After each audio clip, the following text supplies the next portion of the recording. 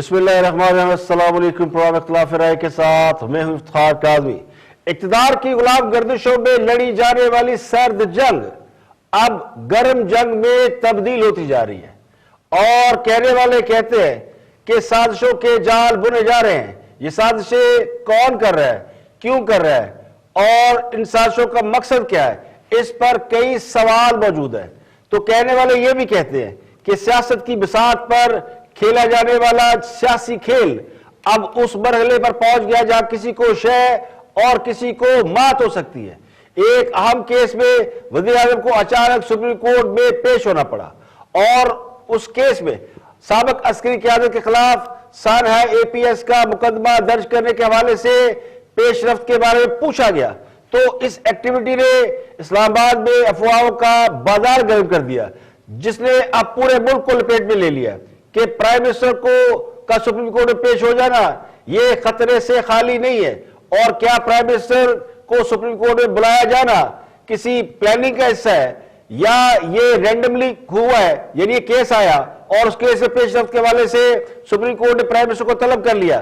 तो बहुत से लोग समझते हैं कि सुप्रीम कोर्ट में इस तरह के केस इस तरह अचानक नहीं होते और ना ही इस तरह किसी को बुलाया जाता है। दूसरी तरफ हुकूमत ने इंतखाबी इस्लाहात के लिए कौमी असम्बली का एक ज्वाइंट सेशन बुला रखा था जो कि जुमेरात के रोज होने वाला था, लेकिन वो ज्वाइंट सेशन भी जो है मुलतवी कर दिया गया।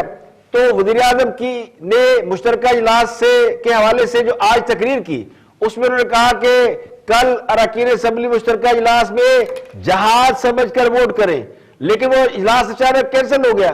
तो इसने भी कई सवालात को जन्म दिया है कि क्या हुकूमत घबरा गई है या फिर हुकूमत की सफों में कोई हलचल मची हुई है कि वो अपने प्लान बदल रही है, या फिर किसी ने इसके ऊपर भी उन्हें रोक दिया है कि इस तरह की इंतखाबी इस्लाहात ना की जाए। मुश्तरका इजलास के कैंसिल करने की जो एक वजह सामने आई है, अंदरूनी कहानी, उसके मुताबिक तो हुकूमत के इत्तेहादी अरकान फैल गए हैं। वो कहते हैं हमने AVM के मामले पर हुकूमत को हमायत नहीं देनी या हुकूमत की हमायत के लिए वोट देने से उन्होंने इनकार कर दिया। तो खान साहब के इत्तेहादी अचानक इनकार कर चुके हैं कि हम हुकूमत को इंतखाबी इस्लाहात के मामले पर वोट नहीं देंगे। तो ये है वो खतरे की घंटी जो खान साहब के लिए बज रही है।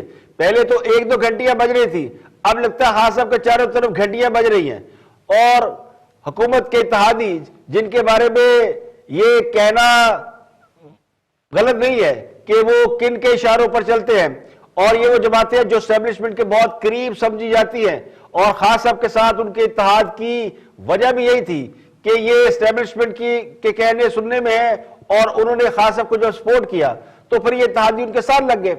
तो अब वो इत्तेहादी भी अगर पीछे हट रहे हैं या हुकूमत को आंखें दिखा रहे हैं तो फिर कहीं ना कहीं तो दाल में काला है और ये या पूरी दाल काली है। तो मामला काफी हद तक खराब हो चुका है। हुकूमत ये दावा कर रही है कि मुश्तरका इजलास मुलतवी करने की वजह यह कि वो अपोजिशन के साथ AVM के मामले पर मुज़ाकरात करने जा रही है। तो यह है वो टाइम बाट या टाइम लेने का एक तरीका जिसको जवाब बनाकर इजलास मुलतवी कर दिया गया है। वाकफान हाल कहते हैं कि मामला गड़बड़ है और ये एक बहुत बड़ी लड़ाई शुरू हो चुकी है जिसमें तकसीम बड़ी वाज़ेह है और ये गड़बड़ इतनी बड़ी है कि संभाले नहीं संभल रही। अब जिस निजाम के बारे में अदलिया का जो सिस्टम है उसके बारे में पाकिस्तान की तारीख गवाह है और लोग जानते हैं कि पाकिस्तान की जो अदलिया है वो कितनी आजाद है, वो किस किस्म के मामला को टेकअप करती है और उसका रुझान क्या होता है। इस केस में जो रिमार्क्स आए वो बड़े ही वाजिया रिमार्क्स थे और रिमार्क्स के बाद जब प्राइम मिनिस्टर को तलब किया गया तो उनका स्टांस भी बड़ा क्लियर था। अब कहने वाले कहते हैं कि खान साहब ने कोशिश की कि कोर्ट को समझा सके, तकरीर कर सके और कुछ उन्होंने वहां जवाब भी पेश किए सानहा APS के हवाले से, लेकिन उनको ज्यादा मौका मिला नहीं। हुकूमत को 4 हफ्तों की मोहलत दी गई कि ये ले और जाकर इसके ऊपर कमीशन बनाए। तो मैं इसकी तफसील आपको बताता हूं, लेकिन ये बात हकीकत है कि अगर आप पाकिस्तान की सियासी तारीख, अदालती तारीख उठाकर देखें तो अदालतों के अंदर चलने वाले बड़े बड़े मुकदमात जिनमें सियासी शख्सियात इन्वॉल्व हो वो मुकदमात बिला वजह नहीं चलते। खास तौर पर दर्जनों मुकदमात हैं बड़े बड़े मुकदमात हैं और सारा APS समेत कई ऐसे वाकयात हैं जो कि बहुत बड़े बड़े मामलात हैं, उन पर तो कभी बुलाया नहीं गया, तलब नहीं किया गया। तो अचानक कैसे तलब किया गया? अब इसके दो एंगल हैं, ये दोनों एंगल मैं आपको बताऊंगा बाद में, लेकिन फिलहाल ये बात तय है कि अदालत और हुकूमत दोनों का इम्तिहान शुरू हो गया। और कहते हैं ना, तारीख बड़ी जालिम होती है, वो खुद को दोहराती है और अपने फैसले खुद करती है। अब सारा APMS जब हुआ था तो किसी ने सोचा भी नहीं होगा, उस वक्त की जो रजीम थी, उस वक्त के जो लोग इस वक्त यानी मदारुल महाम थे, जिनके पास पाकिस्तान के निजाम की वो भागे संभाले हुए थे, बागडोर संभाले हुए थे, जिनमें सिविल हुकूमत भी थी। और ये वाकया जिस एरिया में हुआ था वो कंटोनमेंट का एरिया था, जहां की सिक्योरिटी मुल्क के सबसे बड़े सिक्योरिटी इदारों के पास होती है। तो किसी ने सोचा नहीं होगा कि 7 साल बाद एक बार फिर वो सब कुछ सामने खड़ा होगा। तो सानहा APS के हवाले से सुप्रीम कोर्ट ने 4 हफ्तों में इसके जिम्मेदारों का तयन करने का हुक्म दिया है और प्राइम मिनिस्टर से इस पर इकदामात की रिपोर्ट तलब की है। वज़ीर इमरान खान सुप्रीम कोर्ट के हुक्म पर सानहा आर्मी पब्लिक स्कूल आज खुद नोटिस की समाअत के दौरान अदालत में पेश हुए, तो उनके साथ वज़रा की एक फौज जफर मौज भी शामिल थी। अदालती इस्तफसार पर वज़ीर ने कहा कि जब यह वाकया हुआ सानहा APMS का, तो मैं फौरन पेशावर पहुंचा। मैं उस वक्त हुकूमत में नहीं था, लेकिन सानहे के वक्त सूबे में हमारी हुकूमत थी, तो हमने हर मुमकिन इकदाम उठाए। जस्टिस काजी अमीन ने रिमार्क्स दिए कि मीडिया रिपोर्ट के मुताबिक अब तो आप उन लोगों से मुज़ाकरात करें, यानी अदालत का इशारा उन लोगों पे था तहरीके तालिबान की तरफ का जो कालदम है, जिनके ऊपर इसका इल्जाम था कि उन्होंने सानहा APS किया।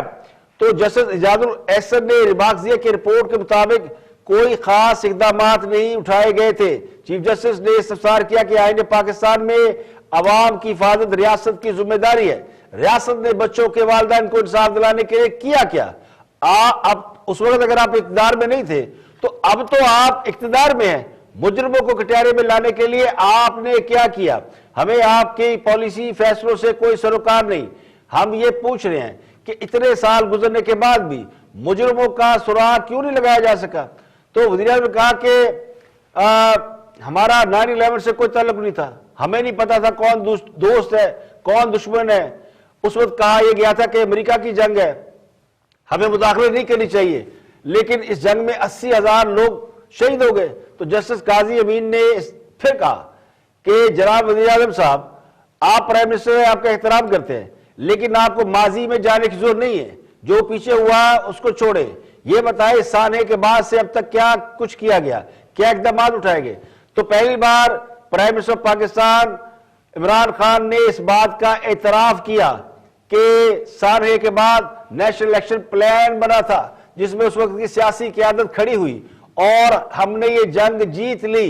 उसके बाद नेशनल इंटेलिजेंस कोऑर्डिनेशन कमेटी बनाई जो इस मामले को देख रही है। वज़ीर आज़म ने कहा कि अदालत हुक्म दे, दहशतगर्दी के खिलाफ जंग में शामिल होने वालों का भी तयन कर लेंगे। 80,000 शोहदा के भी वालिदैन थे, उनका भी दुख इतना ही होगा। चीफ जस्टिस ने रिमार्क्स दिए, आप वज़ीर आज़म हैं, आप हर तरह का इक़दाम कर सकते हैं। तारीख में बड़े बड़े लोगों का ट्रायल हुआ है, आप हुकूमत में, आपकी जिम्मेदारी है कि बच्चों के वालिदैन की दाद रसी करें। जस्टिस इजाजुल एहसन ने यह कहा कि हर शहीद होने वाला हमारा हीरो है, हमारा नुकसान हुआ है, वफाकी हुकूमत ने जो कार्रवाई करनी है करे। तो इस पर सुप्रीम कोर्ट ने 4 हफ्तों में इसकी रिपोर्ट मांग ली प्राइम मिनिस्टर से। तो यह भी कहा गया है कि वफाकी हुकूमत जुम्मेदारान के खिलाफ कार्रवाई के अमल में बच्चों के वालिदैन को शामिल करे। इससे पहले जब ये केस की समाअत शुरू हुई थी, तो दौरान समाअत ही सुप्रीम कोर्ट ने अटॉर्नी जनरल से यह पूछा था कि क्या प्राइम मिनिस्टर ने अदालती हुक्म पढ़ा है, जिस पर अटॉर्नी जनरल ने कहा था कि प्राइम मिनिस्टर को अदालती हुक्म नहीं भेजा गया, वज़ीर आज़म को अदालती हुक्म से आगाह करूंगा। तो चीफ जस्टिस ने रिमार्क्स दिए थे कि वज़ीर आज़म को बुलाएं, उनसे हम खुद बात करेंगे, ऐसे नहीं चलेगा। तो चीफ जस्टिस के इन रिमार्क्स के बाद वज़ीर आज़म को पेश होना पड़ा। और इस केस में जब प्राइम मिनिस्टर पेश हुए, उससे पहले चीफ जस्टिस ने यह भी रिमार्क्स दिए कि इंटेलिजेंस पर इतना खर्च हो रहा है लेकिन नतीजा जीरो है। इंटेलिजेंस कहां चली जाती है? बच्चों को स्कूलों में मरने के लिए नहीं छोड़ सकते। चौकीदार और सिपाहियों के खिलाफ कार्रवाई कर दी गई है। असल में तो कार्रवाई ऊपर से शुरू होनी चाहिए थी, ऊपर वाले तनख्वाहें मराज लेकर चलते बने। क्या साबिक़ा में चीफ और दीगर जिम्मेदारों के खिलाफ कोई मुकदमा दर्ज हुआ? जिस पर अटॉर्नी जनरल ने कहा कि साबिक आर्मी चीफ और DGISA के खिलाफ इंक्वायरी रिपोर्ट में कोई फाइंडिंग नहीं है। जस्टिस इजाजुल हसन ने मार्कजिक इदारों को मालूम होना चाहिए था कि कबायली इलाकों में ऑपरेशन का रद्दअमल आएगा। सबसे नाजुक और आसान हदफ स्कूल के बच्चे थे। यह मुमकिन नहीं दहशत गर्दों को अंदर से मदद ना मिली हो। तो ये वो रिमार्क्स थे जिसने पूरी पाकिस्तान की सियासी इंटेलिजेंसिया को दहला के रख दिया है। दौरान समाअत अदालत में कालम तरीके तालिबान से मुज़ाकरात का भी जिक्र हुआ। जस्टिस काज़िमी ने रिमार्क्स दिए, क्या असल मुल्ज़मान तक पहुंचना और पकड़ना रियासत का काम नहीं है? इतलात यह है कि रियासत किसी ग्रोह से मुज़ाकरात कर रही है। सानहा आर्मी पब्लिक स्कूल की रिपोर्ट के मुताबिक हमले में 12 दहशतगर्द पाकिस्तान और 6 अफगानिस्तान से गिरफ्तार हुए थे। इसकी भी आपको डिटेल बता देते हैं कि ये सानहा 11 फरवरी 2015 को जो रिपोर्ट जारी हुई थी उसके मुताबिक APS सानहे में 12 दहशतगर्द थे। इनमें अतीकुर रहमान उर्फ उस्मान, कफायतुल्लाह उर्फ कैफ कारी सबील उर्फ याया फरीदी, मुजीबुर रहमान उर्फ अली, मौलवी अब्दुल सबाल और इसके अलावा हजरत अली, 6 दहशतगर्दों को अफगानिस्तान में गिरफ्तार किया गया। तो ये इसकी जो बैकग्राउंड है वो ये, इसमें जो इसका मास्टरमाइंड था दहशतगर्दी की इस कार्रवाई का, यानी सानहा APMS का जो मास्टरमाइंड था मुल्ला फजलुल्लाह, उसका जो ताल्लुक था उसकी कंपनी तंजीम थी, लेकिन उसने कालादम TTP के झैली group, TTP Swat, Tariq group, Tauheedul Jihad और ये सब ने मिलके पेशावर के स्कूल पर हमले की मनसूबाबंदी की। मुल्ला फजलुल्लाह ने इसको प्रूव किया और पाक अफगान सरहद पर वाक़या शनवारी मरकज में ये सारा प्लान किया गया और इसकी तैयारी में तारक ग्रुप के अमीर औरंगजेब उर्फ उमर खलीफा उर्फ नारा ने की और कमांडर आसिफ उर्फ हाजी कामरान को इसका इंचार्ज बनाया गया। उसकी निगरानी में बाड़ा में को 3-4 मीटिंगें हुई और फिर इसके ऊपर अमल किया गया। तो इसकी ये पूरी बैकग्राउंड है। जिसके बारे में जो रिपोर्ट जारी हुई थी उसमें यह बताया गया था कि मंसूबे की तकमील के लिए 2 ग्रुप बनाए गए थे। एक का सरबराह अतीकुर रहमान था, उसके साथ मौलवी अब्दुल सलाम, मुदस्सर और कफायतुल्लाह थे। ये लोग मौलवी अब्दुल सलाम के घर रहे। इस ग्रुप में 3 खुदकुश हमलावर शामिल थे। दूसरा ग्रुप जिसकी क़यादत ताज मोहम्मद उर्फ रिजवान कर रहा था, उसमें कमांडर मिसबा और कारी सैफुल्लाह शामिल थे। ये लोग तहकल के इलाके में किराए के मकान में रहे और इस ग्रुप में भी 3 दहशतगर्द शामिल थे। तो इन सब ने मिलकर सानहा APMS को अंजाम दिया और उसमें सैकड़ों बच्चे शहीद हो गए और ये वाकया कौम को दहला देने के लिए बहुत ही, यानी ऐसा वाकया जिसके ऊपर पूरी कौम का दिल दहलता है आज भी। लेकिन 7 साल गुजरने के बाद भी इसके ऊपर कोई एक्टिविटी नहीं हुई और बच्चों के वालिदैन इंसाफ के लिए तरसते हैं और वो सवाल उठाते हैं कि सिक्योरिटी के हवाले से इसके जिम्मेदारान को सजा क्यों नहीं हुई। तो इसी पर आज सुप्रीम कोर्ट ने बुलाकर जब प्राइवेट से पूछा कि आपने क्या किया, तो उनका जवाब यह था कि वो गए थे उस वक्त वालिदैन से मिले और उनको कंपनसेट किया, हम और कर क्या सकते थे। लेकिन ये केस खत्म नहीं हुआ। ये अगले 4 हफ्तों के बाद इसके ऊपर दोबारा इसके कोर्ट में जाएगा और हुकूमत को रिपोर्ट पेश करनी पड़ेगी। तो वज़ीर-ए-आज़म की अदालत में पेशी के बाद वफाकी वज़ीर इत्तलाआत फवाद चौधरी ने भी मीडिया से गुफ्तगू की और उन्होंने इस बात का एतराफ़ किया कि सानहा APMS के बाद जो है वो उस वक्त जो सियासी क़यादत थी उसको क्रेडिट जाता है और उन्होंने नाम लिए बगैर ये कहा कि सियासी क़यादत ने उस वक्त पूरी समझदारी का मुजाहरा किया, नेशनल इलेक्शन प्लान बनाया। तो वो कहते हैं ना, तारीफ वो जो दुश्मन करे। तो फवाद चौधरी ज़ाहिर है सियासी मुखालफ है मुस्लिम लीग नून के और वो हुकूमत में, उन्होंने भी उस वक्त की हुकूमत की इस हवाले से काफ़ी तारीफ की, वो सुन ले। लेकिन उसके बाद हमारे दोस्त शेर रशीद आए और उन्होंने बड़ मारी कि अगर अदालत नवाज़ को बुलाएगी तो हम उन्हें फैसिलिटेट करने के लिए तैयार है। सुन ले, फिर मैं इस पर बात करता हूँ। वो उस वक्त बरसर इक़्तिदार थी, बड़ा आसान था कि हम उन्हें एक्यूज़ करते, हम नवाज शरीफ साहब को एक्यूज़ करते, हम उस वक्त के वज़ीर दाखिला को एक्यूज़ करते और आराम से हम सारी जिम्मेदारी डाल देते। और ये जो इंटेलिजेंस फेलियर्स हैं, ये तो देखिए 9/11 का भी फेलियर हुआ, जो 7 बॉम्बर्स वाइट हाउस के सामने, हम कहते तो है ना उसामा बिन लादेन यहाँ पे पकड़ा गया, तो वो जो 7 बॉम्बर थे वो व्हाइट हाउस के सामने के होटल में 3 महीने रहे, किसी को नहीं पता चला। हमने एलिमिनेट कर दिया टेररिज्म को पाकिस्तान से।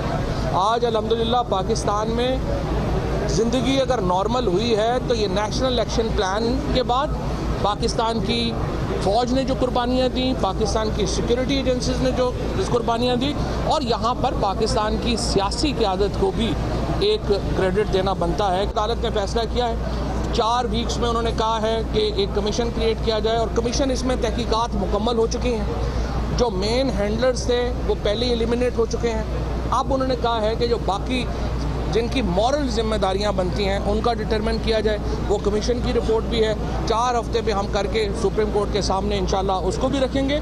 सुप्रीम कोर्ट ने 4 वीक्स का टाइम दिया है और प्राइम मिनिस्टर ने सारी सूरत हाल पेश की है पूरी ज्यूरी को, फुल बेंच को, और 4 हफ्ते के बाद प्राइम मिनिस्टर ने ये यकीन दिलाया है, खा उसमें वज़ीर दाखिला हो, खा उसमें हायर एजेंसीज के लोग हों, खा उसमें ज़िम्मेदार जो भी ज़िम्मेदार लोग हैं उनको बेनकाब करें। अगर कोर्ट ये कहती है कि नवाज शरीफ को लाना मतलूब है तो 24 घंटे के अंदर वजारत दाखिला उनको परमिशन और पासपोर्ट देने के लिए तैयार है, बशर्ते कि वो पाकिस्तान है। तो हुकूमत असल बात जो है बताने की, जो आज इमरान खान साहब ने भी बताई, फवाद चौधरी भी नहीं बता रहे, शेर शीरी भी बता रहे, कोई नहीं बताएगा। अगर थोड़ी सी भी हिम्मत होती, थोड़ा सा भी इनके अंदर वो फेयरनेस का जज्बा होता, तो आज खान साहब अदालत में जाके कम अज कम ये बताते कि जिस वक्त दहशतगर्द हमारे बच्चों पर अटैक कर रहे थे, सानहा APS हो रहा था, उसकी मनसूबाबंदी हो रही थी, उस पर हमले हो रहे थे, तो हमारा जो पूरा सिक्योरिटी सिस्टम है वो डी चौक में खान साहब के धरने को प्रोटेक्ट कर रहा था। और उस वक्त की जो गवर्नमेंट है नवाज शरीफ की, उस नवाज शरीफ की हुकूमत को हटाने के लिए उस वक्त सारे मसरूफ थे और सारे लगे हुए थे कि नवाज शरीफ किस तरह घर जाएगा, और दहशतगर्द अपना काम दिखा रहे थे। हम डी चौक धरने वालों को उनको तब्दीली वालों की प्रोटेक्शन कर रहे थे। तो तब्दीली का असर तो 3 साल बाद देख लिया, और ये भी देख लिया कि अगर उस वक्त तो जो किसी उस तरफ होती जिस तरफ होनी चाहिए थी, तो ये सानहा रूनुमा ना होता। तो ये क्वेश्चन तो बहरहाल रहेगा कि उस वक्त लोग कौन थे और क्या कर रहे थे। ये बात तो ऑन रिकॉर्ड है कि खान साहब को किन कुव्वतों की हमायत हासिल थी और खान साहब किस एम्पायर का जिक्र करते थे, लेकिन आज अदालत में उनके मुंह से एक लफ्ज नहीं निकला। उन्होंने नहीं कहा कि मैं धरना दिए बैठा था और मैं 126 दिन से बैठा हुआ था, मैं रोज तकरीरें करता था, मैंने पूरी हुकूमत को वक्ता डाला हुआ था, सारी हुकूमत मेरे साथ एंगेज थी और बाकी के लोग भी मेरे साथ एंगेज थे, हम सब मिलकर नवाज शरीफ को गिराने में लगे हुए थे। तो आज वो कहते हैं ना मकाफात अमल, वो सामने आ रहा है। तो आहिस्ता आहिस्ता ये चीजें आज नहीं तो कल आएगी, अगर आज नहीं तो 4 हफ्ते बाद आएगी। तो वो सवाल जो सारे किसी वजह से दबे हुए थे और कुछ दोस्तों ने मिलकर दबा रखे थे, अब वो सवाल और म्यूजिक तो खास सबको फेस करना पड़ेगा। तब तक के लिए इतना, आपसे मुलाकात होगी कल। मजीद खबर हो तब सुनो तस्वीरों के साथ प्रोग्राम इख्तिलाफ राय से इफ्तिखार काज़मी को इजाजत दे। अपना बहुत बहुत ख्याल रखिएगा।